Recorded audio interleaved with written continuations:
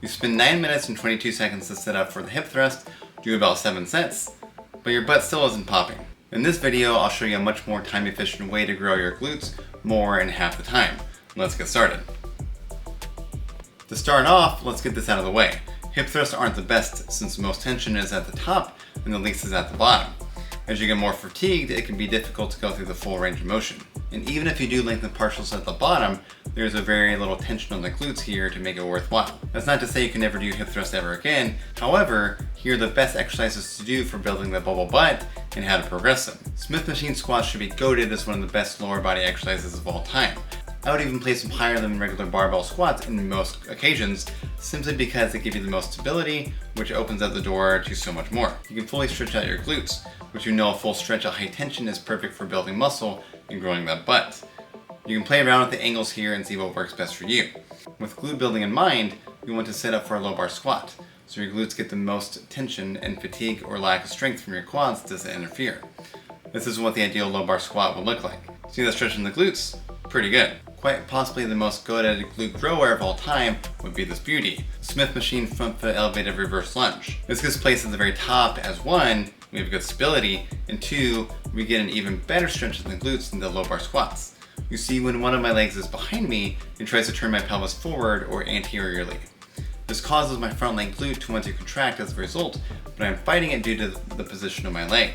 Then when we go down into the reverse lunge, puts even more torsion on the pelvis, stretching the glute out much more than a double leg squat. And with the weight of the bar going down into the stretch, a thing of beauty. Bulgarian split squats are another great option, especially if you lean your torso forward more than usual.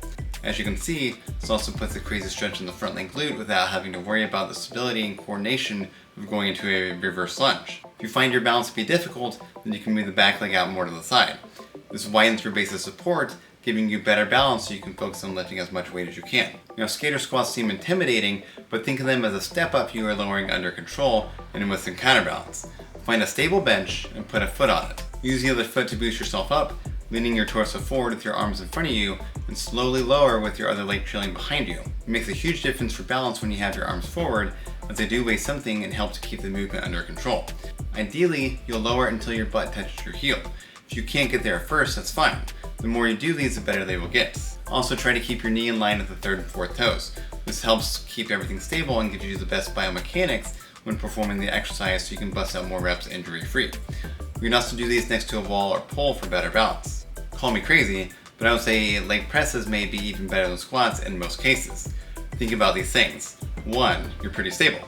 2, you can get a deep stretch in the glutes at the bottom. And 3, there are far fewer, if any, other muscles that will fatigue out before your glutes and quads do. This makes sure we hit the glutes effectively, but also save energy for either more sets or for later in the workout. You can also progress in weight much faster in the leg press than with squats. They are more low back friendly than the typical barbell squats. RDLs put a great stretch in your glutes, but also hit the hamstrings well. They target your glutes more than the regular deadlift does, and I find the stiff-legged deadlift to be even more back friendly than the RDLs, since I'm stopping at the bottom with no tension compared to reversing it at the very end of the movement, like with the RDL. Just make sure to wear a belt and use the Valsalva maneuver, as long as you don't have any blood pressure or heart rate issues or anything else related to those. I tweaked my low back a couple times with RDLs and stalled my progress for a couple weeks because I wasn't being smartest with either the belt nor the Valsalva maneuver. Now, I can't take credit for the elevated sumo deadlift. This is a fantastic exercise from both Jared Feather and Dr. Mike Israetel. I can't remember who invented or popularized it, so I'm giving them both credit. This puts even greater emphasis in stretching the glutes compared to the regular deadlift as well as the adductors, which are often neglected but make those thighs that much thicker. This is a bonus last exercise, and hear me out, side planks. I'm not talking about endless side planks for time, but rather repping it out. Sure, the strength curves aren't the best, similar to the hip thrust, but they're super easy to implement, target the often neglected glute medius on the side, and also work on your obliques, giving them a nice V look around her abs.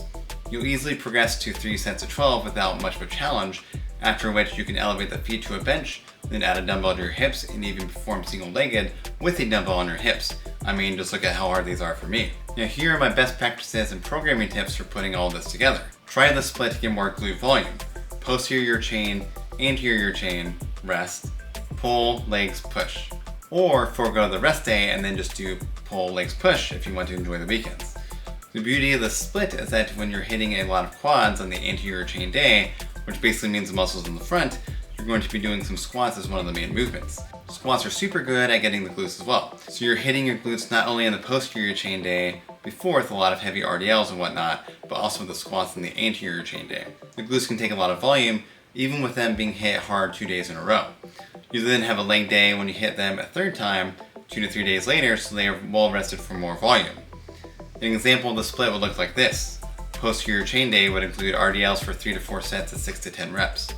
Then Smith machine front foot elevated reverse lunges for 3 to 4 sets at 6 to 10 reps. Third, seated hamstring curls for 3 to 4 sets at 10 to 15 reps, and sprinkle in back and biceps wherever you please. On the anterior chain day, you do leg press for 3 to 4 sets at 10 to 15 reps. Then skater squats off a bench for 2 to 3 sets at 6 to 12 reps. Third is reverse Nordic curls for 3 sets of 5 to 10 reps. And then Copenhagen plank ups for 2 to 3 sets of 10 reps, which is optional. You can sprinkle in chest and triceps wherever you'd like. Then you do a rest day, or you can push onto a pull day, which is whatever you'd like. For the first official leg day, you start off with elevated sumo deadlifts for 3 to 4 sets of 8 to 12 reps. Second is Bulgarian split squats for 3 to 4 sets of 6 to 10 reps. Third, prone hamstring curls for 3 to 4 sets of 8 to 15 reps. And then fourth, beside plank ups for 2 to 3 sets of 8 to 12 reps, which is optional. Then your push day could be whatever you like. You could even progress the split to a posterior chain, anterior chain, rest, legs, upper, and then legs. With the split, you're hitting those glutes 4 times a week and not neglecting the upper body. If you run the 6-day split, then obviously you'll be spreading out the volume and only doing 2 to 3 sets of everything instead of 3 to 4. So basically the same overall volume, but more frequency. This could be easier for somebody as this means less physical demand in a single workout, since volume is more spread out. The benefits of the split too is that you can steadily progress volume on all 4 days. That would look like adding 2 sets a week on any glute exercise or exercises every 2 weeks. You'll notice that the rep range is pretty heavy. That's because a lot of these exercises can be pretty technical, such as the RDLs, Smith machine reverse lunges, etc., or our single leg, such as the Smith machine reverse lunges, Bulgarian split squats, etc. So the reps are lower to 1, ensure you don't injure yourself. Doing higher reps of a technical movement under fatigue is bad news. And 2, you don't spend an eternity in the gym and get fatigued halfway through your workout. The sets are also arranged depending on how your body responds to the first couple weeks and how you're feeling that day. Ideally, you want the sets to increase week by week. But if you're having a bad day and need to hit 4 sets of everything, that can drain you more and dial down your overall long-term progress. Now I want to hear from you. What's your favorite glute exercise? I'd love to know to not only learn something new, but also to share with the rest of the community. We can all learn a little bit from each other. And I'll see you guys in the next video.